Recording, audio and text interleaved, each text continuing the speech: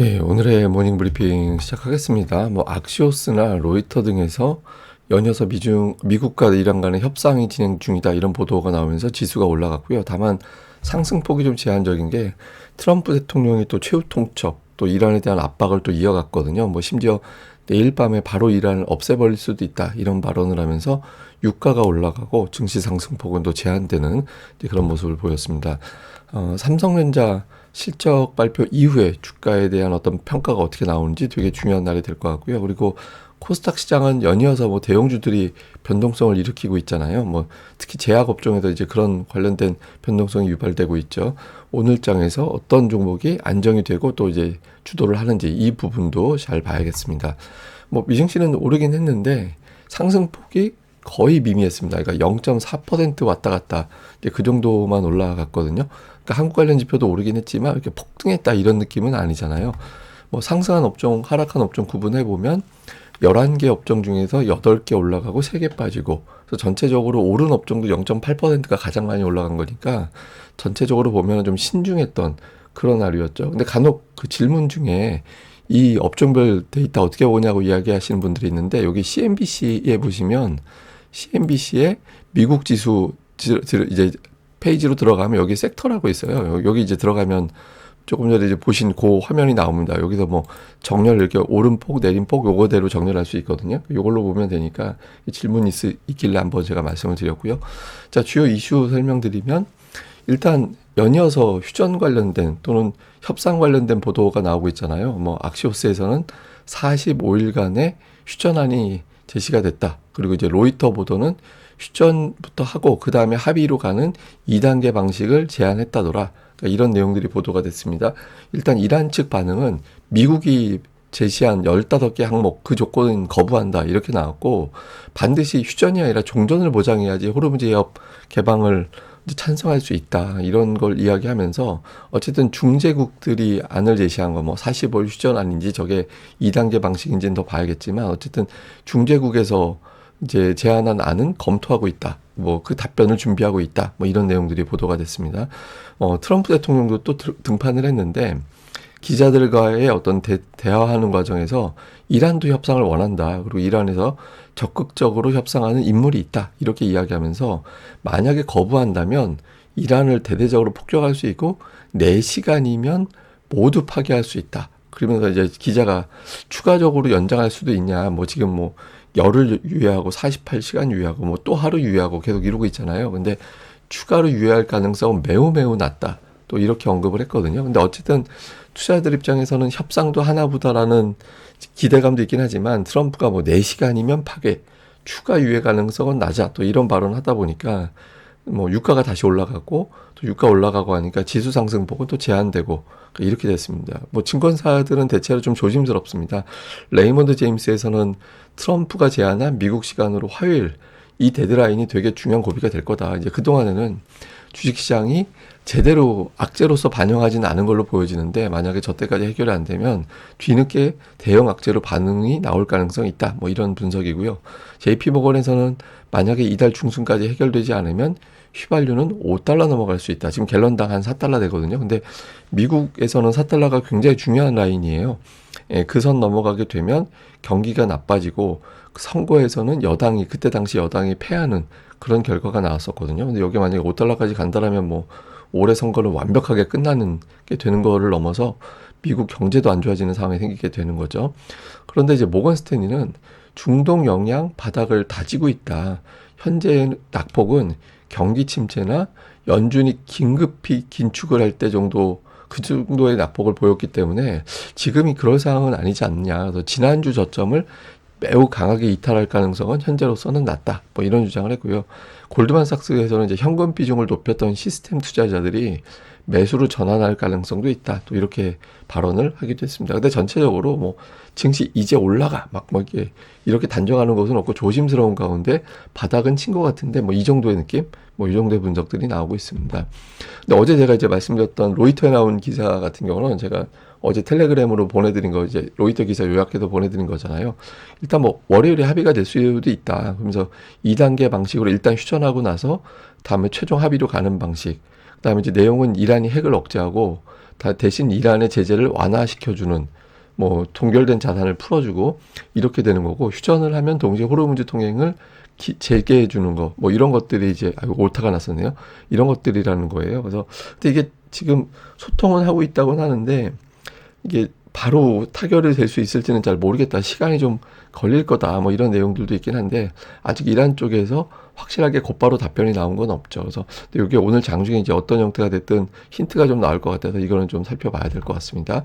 근데 어쨌든 국제유가는 좀 내려가는 움직임을 보이다가 트럼프가 압박도 하기도 하고 확실하게 어떤 협상이 확정된 건 없다 이렇게 되다 보니까 유가가 슬금슬금 다시 올라가고 이렇게 또 트럼프가 강한 메시지 내올 때는 또 114달러 넘어가기도 했거든요. 또 어쨌든 유가가 안 빠지면서 증시 상승폭은 또 제한되는 그런 모습을 보였습니다. 그리고 오늘 그 지표 하나가 나왔는데 ISM 서비스업 지수 이게 이제 ISM 그 제조업 지수는 공장 하고 관련된 기업들, 제조업하고 관련된 기업들의 구매 관리자들한테 설문을 하는 거고요. 서비스업 지수는 우리가 보통 매장, 우리가 보통 매장이라고 표현한다고 생각하면 이해가 쉬울 겁니다. 매장, 가게, 뭐 이렇게 생각하면 되는데 이런 데서 이제 일하는 근무자들한테 물어보는 거예요. 지금 경제 어때요? 뭐 지금 장사는 잘 됩니까? 사람은 더 뽑을 거예요? 등등을 물어보는 거거든요. 근데 이게 이제 오늘 주목해 볼 만한 게 가격 지수가 엄청나게 올라갔어요. 가격 지수가 전달보다 7.7%포인트나 올라갔거든요. 근데 이 7.7% 올라간 거는 2012년 이후에 최대폭이에요. 그러니까 지금 미국의 물가 돌아가는 동향이 좀 심상치 않다라는 걸 보여주는 거죠. 그래서 이게 빨리 해결되지 않으면 미국 경제가 정말 나빠질 수도 있는 그런 아슬아슬한 상황이긴 합니다. 그래서 단지 뭐 전쟁 때문에 유가가 한동안 올라가서 이 정도 단계를 넘어서 미국 경제에 영향을 줄 수도 있는 그런 상황이라 이제 이게 좀 잡히는지 이게 단기적으로는 되게 중요할 것 같습니다. 뭐 주요 종목은 대형주 중에서는 엔비디아, 애플, 아마존, 알파벳 이런 종목들이 올랐고요. 테슬라는 JP모건에서 뭐 200달러도 안 되는 그런 목표 주가 제시를 했습니다. 그러니까 JP모건의 논리는 차는 많이 만들었는데 덜 팔렸다. 만든 차 중에 재고로 남은 게 많이 있다. 그러면 뭐 장사 안 되는 거 아니야? 이렇게 되면서 목표 주가를 좀 되게 박하게 제시를 해서 주가가 좀 밀렸고요. 상승 종목들의 상위로는 오늘 뭐 급등하거나 이런 건 별로 없었고 마이크론 테크놀로지가 오늘도 오르긴 했어요. 그래서 최근 4일 중에 3일 올라갔고 이제 증권사에서 키뱅크인가 하여튼 증권사에서 목표주가 600달러가 제시한 보고서 나오고 해서 그 영향으로 마이크론 테크놀로지 올라가고 근데 오늘 뭐 이게 시장 전체적으로 이게 업종 특정 업종이 대대적으로 폭등하고 뭐 이런 거는 없었습니다. 그래서 좀 조심스러운 이제 흐름에서 이제 많이 빠졌으니까 조금 매수해 볼까? 요 정도 단계? 뭐 요 정도로 흘러갔다 이렇게 보면 되겠습니다. 근데 이게 일단 반도체 부분에 대해서는 시장에서는 긍정적으로 보는 것 같아요. 이게 이제 전년 대비 2월 매출이 62% 가까이 급증을 했다. 그러니까 이런 데이터들이 나오고 있거든요. 그래서 근데 반도체에 대해서 조금 조심스럽게 보는 기사들도 있었는데 예를 들면 하도 메모리 가격이 올라가서 그거를 바탕으로 제품을 만드는 업체들 있잖아요. 예를 들어서 뭐 게임기 뭐 이런 거 있잖아요. 그러니까 이런 쪽에서 매출이 줄어들게 되면 자칫 그쪽 관련된 반도체 수요도 줄어들 수도 있는 거 아니냐, 뭐 이런 식의 어떤 걱정도 일부에서 제기는 했습니다. 근데 이제 당장은 그동안에 마이크론이 워낙 많이 빠지고, 그 다음에 실적 자체는 워낙 좋기 때문에 좀 반등이 좀 이어지는 그런 모습을 좀 보였고요. 그 다음에 또 하나는 주가가 좀 싸다. 그 S&P 500의 선행피, 그러니까, 주당 순이익 대비 몇 배 거래가 되느냐 이건데 이건 숫자가 이제 내려가면 내려갈수록 저평가라고 우리가 다 이제 표현할 수 있는 거잖아요. 근데 지금 20배 정도 그 정도 수준까지 내려갔고 특히 이제 메가세븐 대형주 같은 경우는 1월 고점이 31배 그러니까 주당 순이익의 31배에서 거래가 됐었는데 지금은 24배까지 떨어진 거예요. 그래서 사실 2020년 이후로 보면 이 정도가 바닥이었거든요. 그래서 메가세븐 같은 경우는 지금 주가가 좀 바닥이 되지 않을까? 이런 기대도 있어요. 그러니까 절대적으로 싸다 이 정도까지는 아니더라도 최근 6년 동안의 통계를 보면 좀 바닥으로 작동했던 그런 자리라서 향후에 이제 M7 종목이 여기서 이제 바닥을 찾아낼 수 있는지 그러니까 이 부분도 잘 살펴봐야겠습니다. 근데 일단 투자자들은 아직까지는 그 실적 전망치, 그러니까 실적 가이던스, 기업들이 이제 실적 발표하면서 우리 향후의 실적은 이렇게 될 것 같아요. 이렇게 이야기하는 거잖아요. 근데 이거는 이제 상향하는, 가이던스를 상향하는 종목들 추이를 보여주는 거고, 이거는 하향하는 기업들을 보여주는 거거든요. 근데 이제 당장 이번 분기 같은 경우는 지난 분기네 이제. 지난 분기 같은 경우는 실적 발표한 기업들 중에서 상향하는 기업이 하향하는 기업보다는 조금 많았거든요. 그래서 뭐 이것도 이란 전쟁 전이긴 한데 아직까지 이제 투자들이 생각하기에는 뭐 기업들의 실적 전망치를 그렇게 낮출 정도는 아닌데, 근데 아까 말씀드린 대로 이제 4월 중순 넘어가고 뭐 휘발유 가격 $5 되고 이러면 아마 양상이 좀 바뀔 가능성은 있을 겁니다. 그래서 좀 상당히 아슬아슬한 구간으로 가고 있는 것 같습니다. 자, 코스피는 어제 올랐습니다. 어쨌든 삼성전자 개인기 때문에 올라간 거잖아요. 그리고 최근에 흐름도 괜찮긴 하죠. 그러니까 4일 중에서 3일 올랐으니까 4월 누적으로는 플러스로 일단 진행이 되고 있거든요. 그러니까 4월이 왜 중요한지는 제가 여러 번 말씀을 드렸죠. 강세장에서 2달 연속 조정은 없다. 원래 2달 연속 하락이 나오면 강세장이 끝난 걸로 보고 있는 거라고 제가 말씀을 드리잖아요. 그래서 4월에 만약에 마이너스로 바뀌게 되면 향후에 증시는 연말까지 되게 불안정할 가능성이 있어서, 그래서 이제 4월 일단 플러스로 마감하는 게 되게 중요한데, 뭐 이제 뭐 4거래일밖에 안 됐으니까 뭐 추세를 논하기는 좀 그렇습니다만 일단 출발 자체는 플러스로 진행되고 있다라는 점은 다행스러운 대목이죠. 근데 이제 매매 변화를 좀 보면 외국인 투자자들이 매도는 일단 진정이 됐어요. 보시면 3월 막판까지도 엄청나게 매도를 했잖아요. 근데 4월 들어서는 매도하는 날도 4천억대, 그리고 순매수도 하루씩은 들어오고 있고, 선물은 이제 매수하는 경우가 조금 더 많아졌고, 그리고 근데 이제 다만, 어제 같은 경우 매매 비중이 되게 적었어요. 그러니까 미국이 연휴 기간이었기 때문에 외국인 투자자들이 전체 매매에서 참여하는 비율은 19% 정도가 안 됐었거든요. 매도 비율 19%, 매수 비율 18.3%. 그러니까 오늘 거래 비중이 올라갈 거예요. 그러니까 거래 비중이 올라가는 날에도 외국인 투자자들의 순매도가 적거나 아니면 아예 매수로 바뀐다라면, 그러면 정말 외국인들이 바뀐 거죠. 그러니까 4월 초반은 뭔가 핑계가 있었어요. 미국의 연휴 전 뭐 이런 것들이 있었는데, 오늘 같은 경우는 그런 핑계가 다 제거가 되는 날이거든요.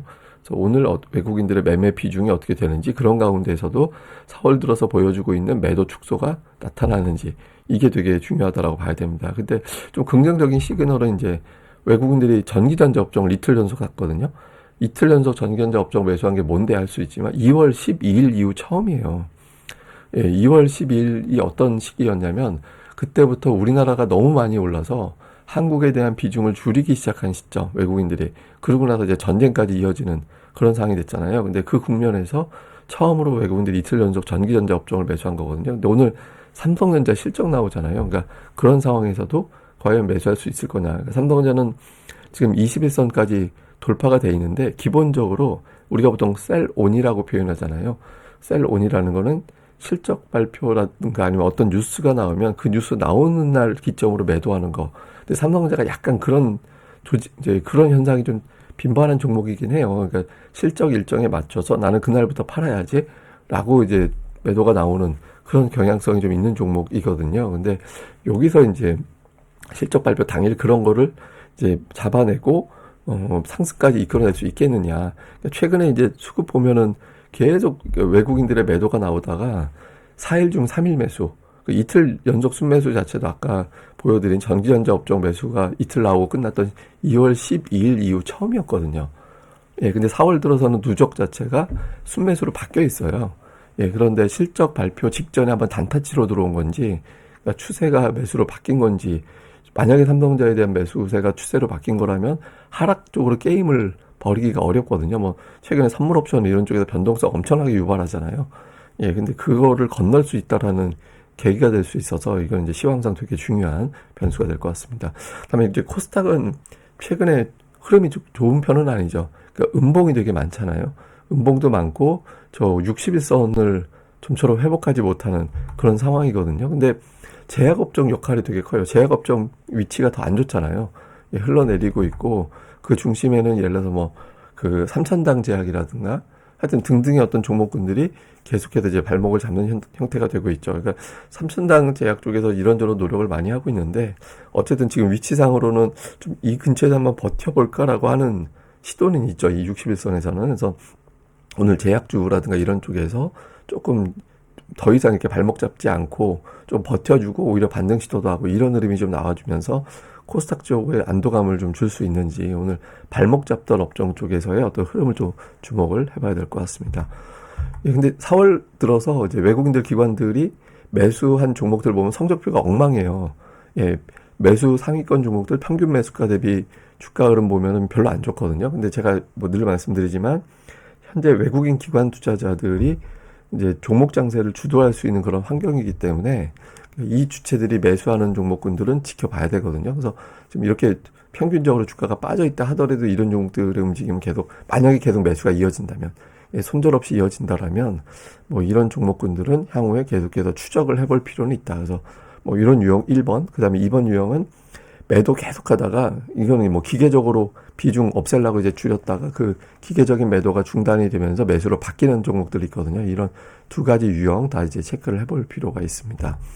자, 일단 장중에 미국과 이란 관련된 협상 뉴스가 어떻게 나오는지 좀 봐야 될 거고, 당장 이제 우리는 삼성전자 실적, 제가 이제 지난주부터 계속 이번 주에 가장 중요한 건 삼성전자 실적이다. 그동안에 이란, 중동 막 여기에만 이슈가 집중되어 있다가 그렇지, 우리 증시 저평가지 또는 많이 빠졌지, 이런 것들로 시선을 돌릴 수 있는 기회가 되느냐, 이거 되게 중요하고, 특히 외국인 투자자들이 매도를 진정한 것 같이 보이는데 이게 때리다가 쉬었다 또 때리는 거냐, 아니면 이제 정말 바뀐 거냐, 특히 그 가운데 전기전자 업종을 매수할 거냐, 이걸 좀 볼 필요가 있고, 대형주들 발목이 잡힌 어떤 코스닥, 이럴 때 이제 특히 이제 중요한 건 반등이 나올 때 있잖아요. 코스닥이 되게 한번 오늘이 될지 다음 언제가 될지는 봐야겠지만 언젠가 반전이 나올 때 그때 주도하는 업종이 뭐가 되느냐, 그러니까 1번으로 치고 나가는 업종이 뭐가 되느냐도 되게 중요하거든요. 그래서 그런 업종이 뭐가 되는지도 좀 잘 살펴봐야겠습니다. 자, 근데 우리 증시는 좀 저평가긴 해요. 그러니까 이게 골드만삭스에서 이제 나온 자료를 보면 코스피 지수 선행 P, 그러니까 코스피 지수의 전체 주당 순이익 대비 몇 배 거래가 되느냐. 근데 지금 현재 7.158배 정도밖에 안 돼요. 근데 7.58배 정도는 장기적으로 볼 때 거의 바닥이다. 그러니까 리먼 사태 터졌을 때 6배 초반까지 빠진 적이 있긴 한데, 대체로 보면 한 7.6배 왔다 갔다 정도 되는 수준에서는 증시가 바닥을 잡았다라는 거예요. 그래서 근데 1번은 지금 이것만 놓고 보면 우리 시장은 바닥이다. 근데 2번이 있습니다. 2번은 뭐냐면, 만약에 중동 사태가 오래가 돼서 국제유가가 폭등을 해서 글로벌 경기 침체가 이제 그 위험으로 가게 되면 기업들의 이익 전망치가 수정될 수밖에 없거든요. 그럼 이 데이터가 의미가 없어져요. 예, 그러니까 지금은 이 상태에서 마감이 되면 지금 증시는 지금이 바닥이다, 이게 성립이 되는데, 유가가 여기서 더 올라가고 그 기간이 길어지면서 이익 전망치가 하향 수정되기 시작하면 이건 의미가 없어집니다. 그래서 이래저래 우리 증시는 이제 요번에 협상, 그리고 이제 4월 중순 이전에 어떤 결론, 뭐 이런 것들이 이제 되게 중요할 수밖에 없다, 이렇게 이제 보시면 될 것 같습니다. 아이고, 하여튼 데이터들도 많고 뭐 이런저런 것도 좀 어썸합니다. 저도 막 이렇게 종목들 보고 자료 보고 하다가 막 엉뚱한 거 찾아보기도 하고 지금 요즘 막 되게 어선한데, 이럴수록 이제 자꾸 집중해서 오류를 잡는 것도 되게 중요한 것 같아요. 그래서 좀 많은 자료들, 이런 것들 여러분들 좀 찾아보시면서 좀 복수로 체크하면서 이제 실수 없도록 또 많이 체크해 보시는 것도 필요할 것 같습니다. 예, 저는 또 다음에 뵙겠습니다. 이 방송 구독하기와 좋아요, 예, 꼭 좀 부탁드립니다. 감사합니다.